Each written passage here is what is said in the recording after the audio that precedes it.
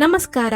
ಇವತ್ತು ನಮ್ಮ ಕಿಚನ್ನಲ್ಲಿ ಮಕ್ಕಳಿಗಾಗಿ special veggie loaded grilled sandwich ಮಾಡೋದನ್ನು ತೋರಿಸ್ತಿದ್ದೇವೆ. ಕ್ಯಾಫೆ ಸ್ಟೈಲ್ನಲ್ಲಿ ಈ ಟೇಸ್ಟಿ ರೆಸಿಪಿನ ಹೇಗೆ ಮಾಡೋದಂತ ನೋಡೋಣ. ಸ್ಯಾಂಡ್ವಿಚ್ನ ಫಿಲ್ಲಿಂಗ್ ಮಾಡಲಿಕ್ಕೆ ಒಂದು ದೊಣ್ಣೆಯಲ್ಲಿ ಕಟ್ ಮಾಡಿಕೊಂಡ ಬೀನ್ಸ್ ಅನ್ನು ಒಂದು ಬೌಲ್ಗೆ ಹಾಕ್ತಿದ್ದೇನೆ. ಇದರ ಜೊತೆಗೆ ಬೇಬಿ ಕಾರ್ನ್ ಅನ್ನು ಕೂಡ ಚಿಕ್ಕ ಚಿಕ್ಕ ತುಂಡುಗಳನ್ನಾಗಿ ಮಾಡ್ಕೊಂಡು ಹಾಕ್ತಿದ್ದೇನೆ. ನಂತರ ಇದಕ್ಕೆ ನಾನು ನೀರುಳ್ಳಿಯನ್ನು ಹಾಕ್ತಿದ್ದೇನೆ. ನಾವು ಸ್ಯಾಂಡ್ವಿಚ್ ಅನ್ನು ಮಾಡಲಿಕ್ಕೆ ಇದೇ ತರಕಾರಿ ಹಾಕಬೇಕು ಅಂತ ಏನಿಲ್ಲ, ಯೂಶುವಲಿ ರಾ ತಿನ್ನುವಂತ ತರಕಾರಿಯನ್ನು ಬಳಸಬೇಕು.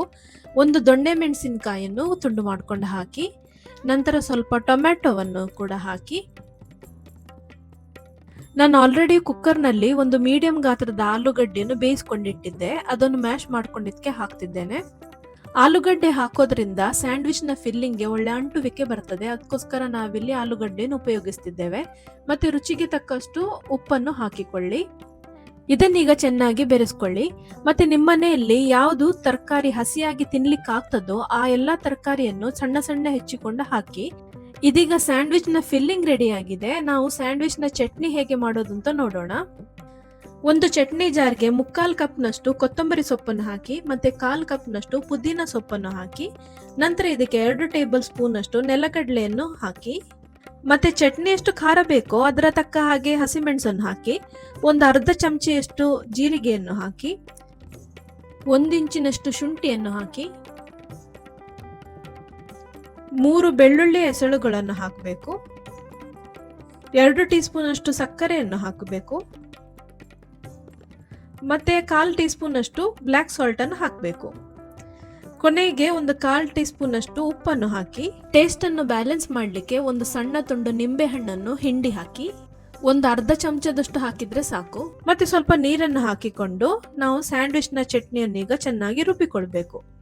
ಸ್ಯಾಂಡ್ವಿಚ್ನ ಚಟ್ನಿ ಮಾಡಲಿಕ್ಕೆ ವಿವಿಧ ರೀತಿಯ ರೆಸಿಪಿಗಳಿವೆ, ಆದರೆ ನಾನಿಲ್ಲಿ ಬಾಂಬೆಯಲ್ಲಿ ಸ್ಟ್ರೀಟ್ ಸ್ಟೈಲ್ನಲ್ಲಿ ಯಾವ ರೀತಿ ಚಟ್ನಿ ಮಾಡ್ತಾರೆ ನೋಡಿ, ಆ ಚಟ್ನಿಯ ರೆಸಿಪಿಯನ್ನು ಇಲ್ಲಿ ಶೇರ್ ಮಾಡಿದ್ದೇನೆ. ಈ ಚಟ್ನಿನ ಆದಷ್ಟು ಫೈನ್ ಆಗಿ ಗ್ರೈಂಡ್ ಮಾಡ್ಕೊಳ್ಳಿ, ಒಂಥರ ಕ್ರೀಮಿ ಟೆಕ್ಸ್ಚರ್ ಆಗಿ ಬರಬೇಕು. ಮತ್ತೆ ಈ ಸ್ಯಾಂಡ್ವಿಚ್ನ ಚಟ್ನಿ ಈ ಸ್ಯಾಂಡ್ವಿಚ್ಗೆ ಮಾತ್ರ ಅಲ್ಲ, ನೀವು ಬೇರೆ ಡಿಶ್ಗೆ ಕೂಡ ಯೂಸ್ ಮಾಡ್ಬೋದು. ವಡಾಪಾವ್ ಮಾಡೋವಾಗ ರೋಲ್ಸ್ಗಳಿಗೆ ಮತ್ತೆ ಚಾಟ್ಸ್ಗೆಲ್ಲ ಈ ಸೇಮ್ ಚಟ್ನಿಯನ್ನು ಯೂಸ್ ಮಾಡ್ಬೋದು. ಸ್ಯಾಂಡ್ವಿಚ್ ಅನ್ನು ಮಾಡಲಿಕ್ಕೆ ದೊಡ್ಡ ಗಾತ್ರದ ಬ್ರೆಡ್ ಸಿಗ್ತದೆ, ಅದನ್ನು ಯೂಸ್ ಮಾಡಿ ಸಾಧ್ಯ ಆದರೆ, ಇಲ್ಲ ಅಂದ್ರೆ ನಾರ್ಮಲ್ ಬ್ರೆಡ್ ಕೂಡ ಉಪಯೋಗಿಸಬಹುದು. ಮೊದಲಿಗೆ ಈ ಒಂದು ಬ್ರೆಡ್ ಸ್ಲೈಸ್ಗೆ ನಾನು ಸ್ಯಾಂಡ್ವಿಚ್ನ ಚಟ್ನಿಯನ್ನು ಈ ರೀತಿ ಸವರ್ಕೊಳ್ತೇನೆ. ಎಲ್ಲ ಕಡೆ ಸಮಾನವಾಗಿ ಸವರ್ಕೊಳ್ಳಿ. 2 ಸ್ಲೈಸ್ಗೆ ಇದನ್ನು ಸವರ್ಕೊಳ್ಬೇಕು.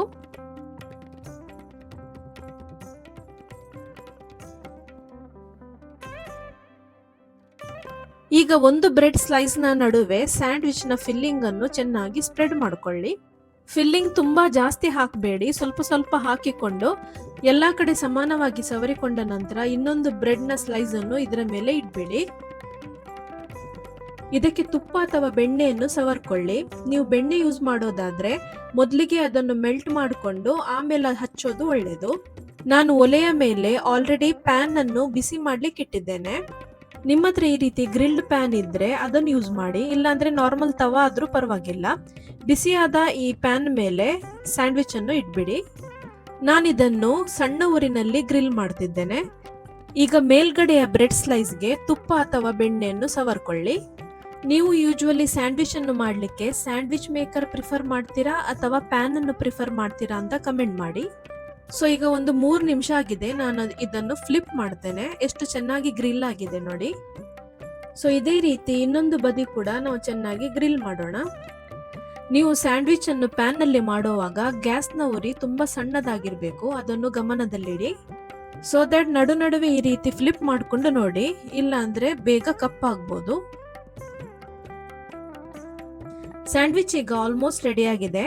ಈ ಹೋಟೆಲ್ಗಳಲ್ಲಿ ಕ್ಯಾಫೆಗಳಲ್ಲಿ ಯಾವ ರೀತಿ ಕಟ್ ಮಾಡ್ತಾರೆ ನೋಡಿ, ಅದೇ ರೀತಿ ನಾನು ಇದನ್ನು ಕಟ್ ಮಾಡ್ಕೊಂಡು ಸರ್ವ್ ಮಾಡ್ತೇನೆ.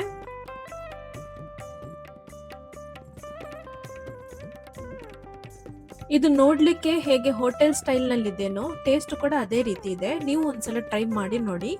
ಈ ಗ್ರಿಲ್ಡ್ ಸ್ಯಾಂಡ್ವಿಚ್ ಅನ್ನು ಟೊಮ್ಯಾಟೊ ಕೆಚಪ್ ಅಥವಾ ಮೇಯೋನೀಸ್ ಜೊತೆಗೆ ಸರ್ವ್ ಮಾಡಿ. ವಿಡಿಯೋ ನೋಡಿದಕ್ಕೆ ಎಲ್ಲರಿಗೂ ಧನ್ಯವಾದಗಳು. ನಿಮ್ಗೆ ಈ ಸ್ಯಾಂಡ್ವಿಚ್ನ ರೆಸಿಪಿ ಇಷ್ಟ ಆಯ್ತಂದ್ರೆ ಲೈಕ್ ಮಾಡಿ, ಶೇರ್ ಮಾಡಿ, ಮತ್ತೆ ಚಾನಲ್ ಅನ್ನು ಸಬ್ಸ್ಕ್ರೈಬ್ ಮಾಡಿ.